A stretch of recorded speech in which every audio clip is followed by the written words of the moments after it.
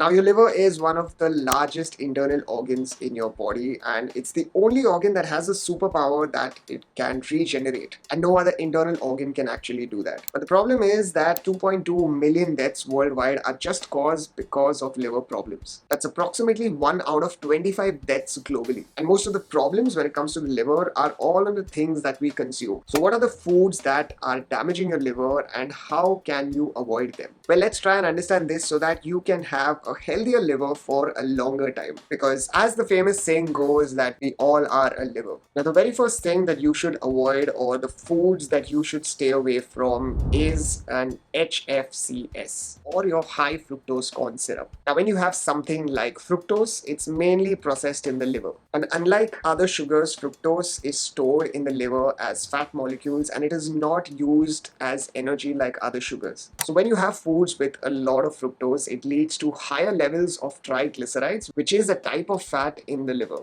And if you consume foods with too much of fructose, then it can also lead to a condition which is called a non-alcoholic fatty liver disease, where a lot of that fat builds up in the liver. Now, fructose does one more crazy thing, is that it makes your body less responsive to insulin. And insulin is very important when it comes to regulating your blood sugar. And because it makes it less responsive, so that leads to a lot of fat storage. And with that, high levels of fructose can also lead to things like increased production of uric acid. So basically, if you consume foods with a lot of fructose, especially from all your processed food, they can harm your liver, causing fat buildup, insulin resistance, and also inflammation. And here are some of these food items that are very high in fructose that you should avoid.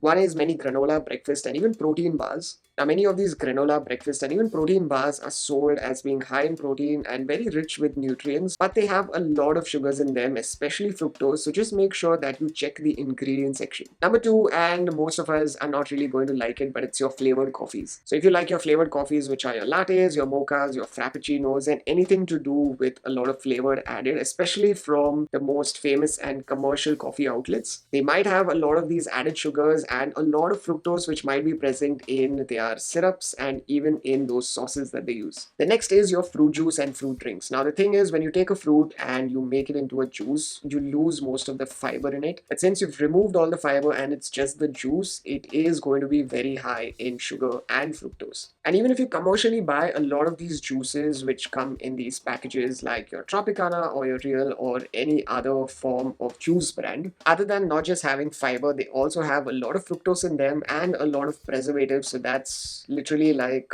a damage bomb. So try to avoid that as much as possible because they're very high in fructose. The next is also your breakfast cereals. Now, breakfast cereals are something that we all have thought of it as being healthy, but it's not even close to being healthy. But if you look at the ingredient section or if you look at the nutritional label, you will see a lot of added sugar in them. And it's not just the added sugar that they've mentioned. If you look at the ingredients, you'll find a lot of these hidden sugars which are not really good even for you. So try and stay away from all those breakfast cereals because they have a lot of fructose also in them. So just make sure you check the nutritional label. And the next is your sweetened yogurts or your flavored yogurts. Now, your flavored yogurts contain a lot of fructose and a lot of sugar in them just to enhance the taste. But if you really feel like having yogurt, just try and choose the plain yogurt instead and add fruits over it so that you can get the same sweetness that you're looking for. Now, the next is having excessive alcohol. Now, we all know that drinking too much alcohol is bad for your liver. Now, the liver does the job of breaking down alcohol, and the thing with the liver is that it can only take a certain amount of alcohol that it can break down from time to time. But when you drink too often and too much, your liver can't keep up with that. So let's understand what exactly happens when you have alcohol. Now, when you consume alcohol, alcohol is metabolized in the liver and it forms into something called as acetaldehyde, which is a highly toxic substance. Now, acetaldehyde, it damages your liver cells,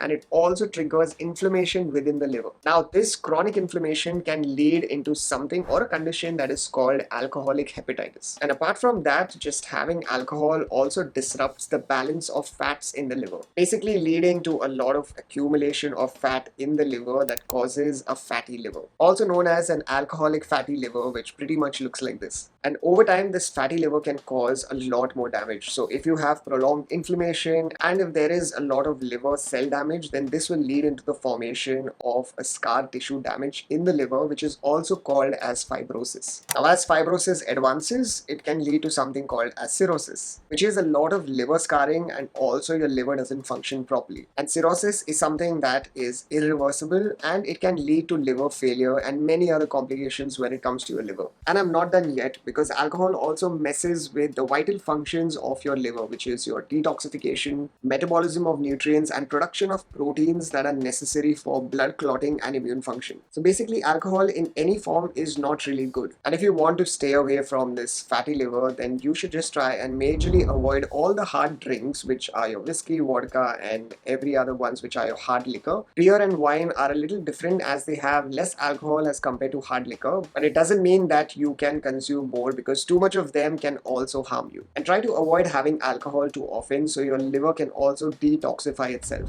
Now, the next is your liver destroying fat. Now, when it comes to metabolizing fat, your liver plays a very important role. Well, one of this fat is more deadlier than the rest. And if you're wondering what that fat is, well, that is your trans fat. Because when you eat foods that have trans fats, it can raise the bad cholesterol and it can lower the good cholesterol. And having too much of trans fats just makes your liver more inflamed and stressed, which isn't even closely good for our health. So it's best to avoid any foods that have trans fats. And I'll also tell you a secret of how to really look for them. Now, what are these foods that have trans fats? Now, the very first is try to stay away from foods that are fried and deep fried. So that is your French fries, your fried chicken, your donuts, and even popular Indian foods like your samosas, your pakoras, your vadas, your bhajiyas, and even those deep fried street items like your puris, your kachoris, and even your bhaturas. All of them are deep fried, so they mostly will contain trans fats. And you also have many commercially prepared Indian sweets, like your jalebi, your gulab jamun, and even your certain types of halwa. Then you have many baked items like your cookies, cakes, pastries, and even certain pies. You also have many of these packaged snacks like your potato chips, your crackers,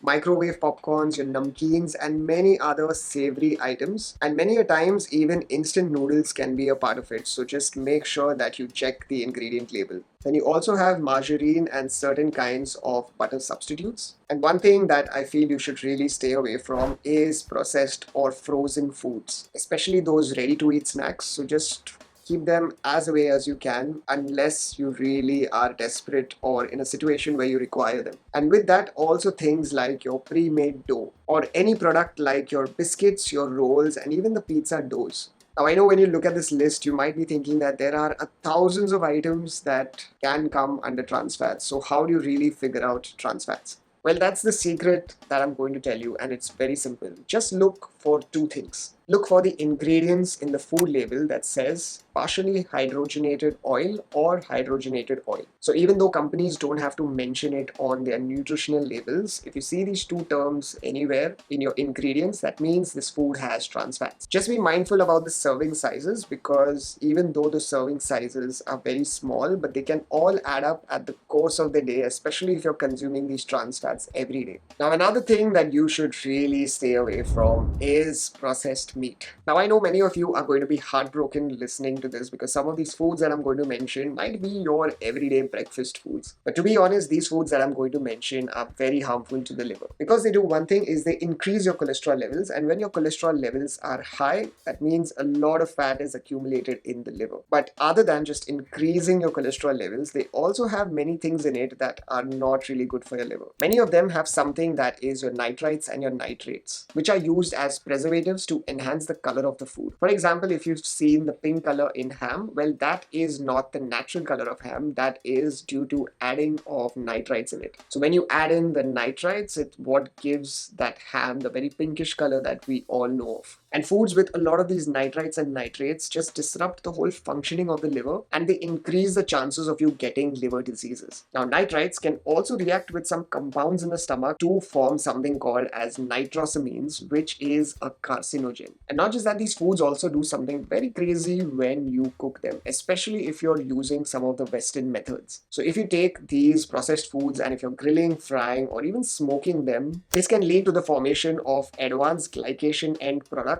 or AGEs. Well, they cause a lot of inflammation, liver damage, and even a lot of oxidative stress. Now, here is the surprising part, that your processed meat is classified as your group 1 carcinogen. It means that it comes in the same category as tobacco smoking and asbestosis. So basically, consuming processed meat is as good as smoking. And these are the list of processed meats that you should really stay away from or you should consume very little of. So your bacon, your sausages, which include your breakfast sausages that are your hot dogs, chicken sausages, and even deli meats like your ham, turkey, roast beef, and even salami. If you like pepperoni on pizza, well, pepperoni too is processed meat. You also have corned beef. And you also have things like your kebabs, which are your chicken, and even your seekh kebabs, which are also considered as processed. Then you have a lot of these items like your beef jerky or your chicken jerky, and even frozen products like your nuggets, cutlets, and even keema, which is your minced meat, that are quite available in Indian markets. Then you also have your lunch meats, your canned meats, and also your processed meat based spreads. Now, you have to look at a healthy liver like a newly constructed building. Now, if you maintain the building, you will realize that you will see the building stay and looking new for many more years to come. But if you don't maintain the building or if you keep damaging the building, your building won't really last. And you will start to see problems in the near future. Not now, but in the future.